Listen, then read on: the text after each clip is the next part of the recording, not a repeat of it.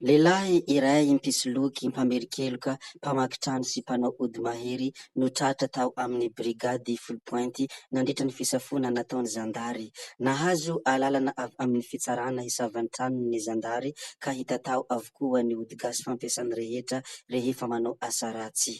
Holazaintsika moa ny mikasika an'izay sy ny hafa izay tokony holazaina fa mialohan'izany aloha dia toy ny mahazatra ary efa fantatra anareo, azadino ny miabony ny chaîne-tsika, azadino ihany koa ny manao j'aime ny video noho ny farany dia azadino ny mametraka ny commentaire. Ndeha ataontsika izany fanaovana abonnement izany mialohany herisoantsika amin'ny votoatindresaka izay ataontsika. Ndao ary tompoko lahy, ndao ary tompoko vavy.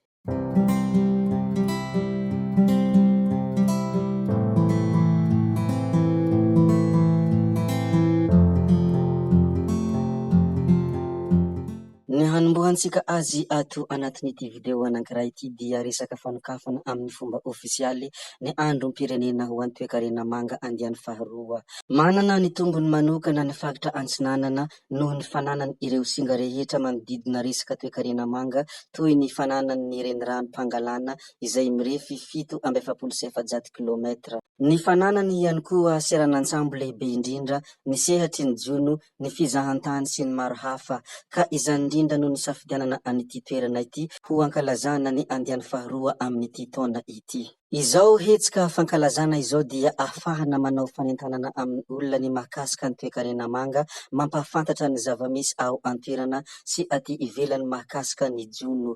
Fotoana ihany koa ahafahana manao ny fifampizanana rehetra mahakasika izany toe-karena manga izany. Ary anisan'ny nampiavaka an'ity fankalazana ity dia ny fahatongavan'ny vahiny manan-kaja avy any Afrika izay misehatra amin'ny toe-karena manga. Teo ihany koa ny fanotronany ireo tompon'andraikitra isan-tsokajiny ao an-toerana. Nandritra ny ity fankalazana ity dia nisy ihany koa ny fanomezana fitaovana ho an'ireo fikambanany mpanjono avy amin'ny orinasa Refrisée Pêche.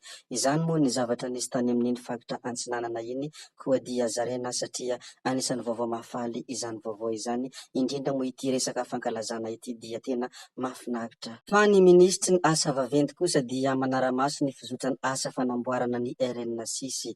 Ministry ny asa vaventy Rafidson Resara Teodoro nidina ifotony nijery ny fanamboarana ny lalam-pirenena fa enina na hoe RN6 miaraka amin'ireo teknisianina sy ny orinasa Colas.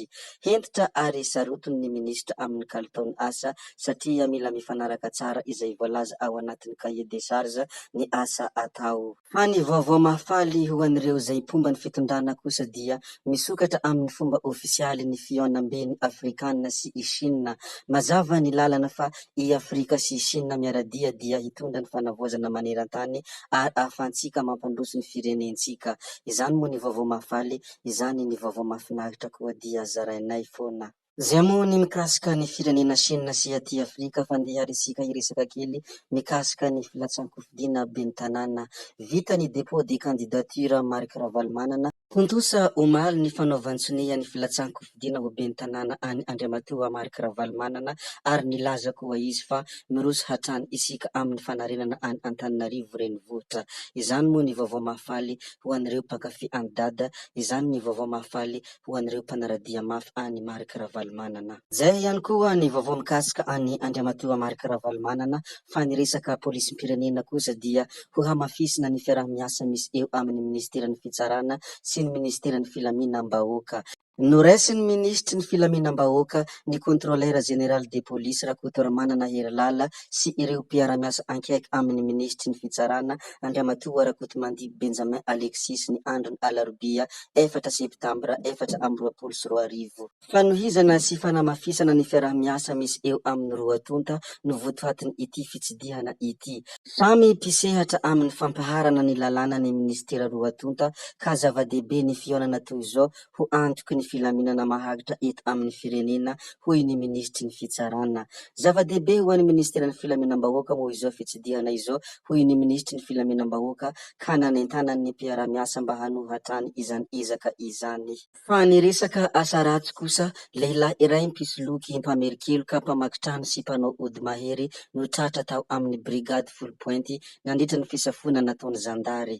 Nahazo alalana avy amin'ny fitsarana hisavan'ny tranony zandary ka hita tao avokoa ny ody gasy fampiasana rehetra rehefa manao asa ratsy toy ny ody fampatoriana ody miaro azy tsy ho letran-java maranitra. Vitan'izany ihany koa dia nahitana kara-panondro sandoka ary taratasy moto marobe. Boky testamenta vaovao miisa 4 ihany koa no hita tao aminy. Tsy lavitra ny tranony ihany koa dia ahitana fasana efafoana izay nahitana moto efa noravaina. Misokatra ny fanadihadiana mikasika any ity lehilahy mpamirikeloka ity. Izany moa ny zavatra nitranga tany amin'iny faritra iny, koa dia ampahafantarina sy lazaina aminareo ato mpanaraka tsy tapaka ity saina ity, indrindra ianareo izay mpanaraka tsy tapaka ny zava-misy ao a Madagasikara. Mbola resaka mikasika ny tsy fandriam-pahalemana hatrany dia jolahy iray nirongo basy nifanehatra tamin'ny pôlisy no maty voatifitra tao Fianarantsoa.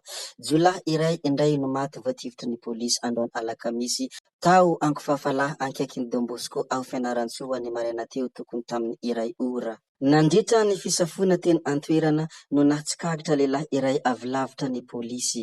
Niantso mba hijanonana ity farany izy ireo mba ho savaina, tsy nanaiky izany ity jolahy ity sady namoaka basy ka nitifitra. Araka izany moa dia mazava ho azy fa niaro tena ireo pôlisy ka voan'ny bala ity olon-dratsy ity ary namoy ny ainy.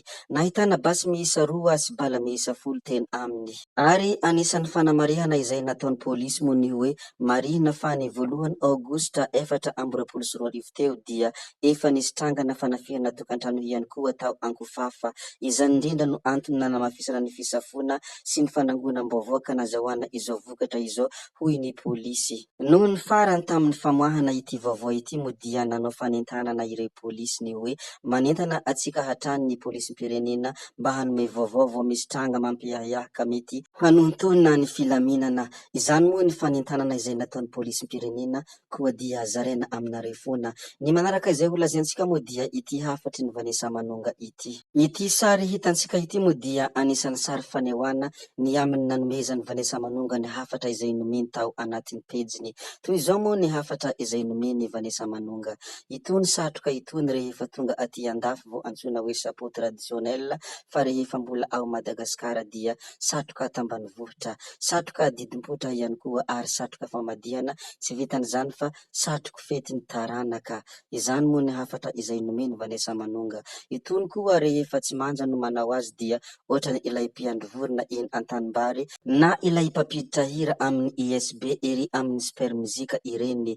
Izany ny hafatra izay nomeny Vanessa Manonga. Raha dinihina moa izany dia ny hoe ny any andafy dia manome lanja ny maha malagasy, nefa isika dia manambanimbany ny maha malagasy. Zay koa ny namarana ny videontsika, ary tompoko vavy sy tompoko lahy koa dia mankasitraka anareo na vita ny hainao hatramin'ny farany, ary mbola manentana anareo no mbola hanaraka ny video manaraka izay alatsaka ato.